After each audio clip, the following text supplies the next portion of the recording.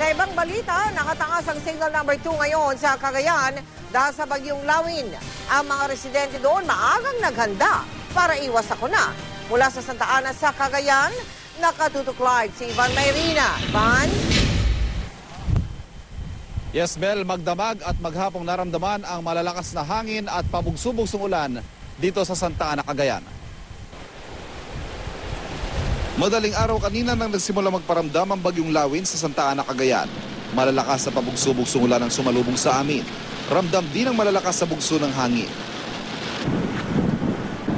At sa paglipas ng bawat oras, palakas ang mga ulan at hanging dala ng bagyong Lawin.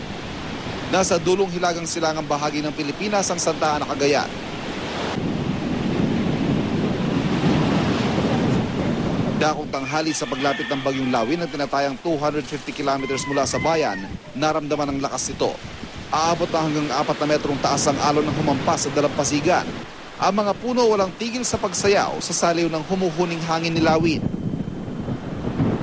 Handa ang mga taga rito sa paglabas-masok ng malalakas na bagyo. Dinalian na ang bubong ng kanilang mga bahay bilang paghahanda sakaling malalasa ng husto si Lawin. Po talaga pag medyo maano na yung mga bubong nila, tinatalian po sir para hindi ng hangin. Pero yung likas hindi pa, wala pa to Wala pa po. Kanselado ang pasok hanggang high school pero tuloy ang buhay ng mga residente at may trabaho sa munisipyo kahit nakataas ang signal number 2. Ang palengke normal din ang operasyon. Hanggang ngayong hapon walang naitalang anumang pinsala o paglilikas ang Municipal Disaster Risk Reduction and Management Council. Hindi naman apektado ang mga palayan. Ang naperwisyo ng bagyo, ang mga mangingisda na wala pang hanap buhay. Singtagal ng tila pagtambay ng bagyong Lawin sa bansa, ang pagkakatenga rin ng mga bangka ng mga mangingisda. 5 araw na hindi kami nakakapalaot ngayon. Kasi hangin medyo malakas na kasi. Lalo na ngayon, malakas pa. Paano kabuhayan ninyo? Ito mahirap.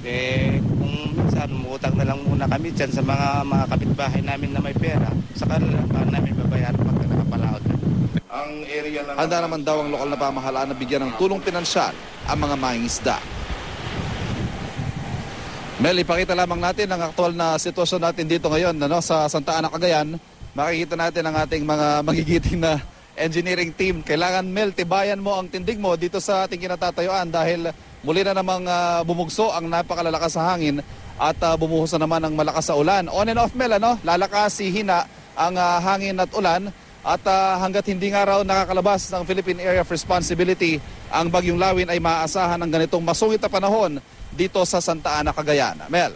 Ivan, ano pang unahing hanap buhay ng mga kababayan natin dyan sa Santa Ana, Cagayan? Van?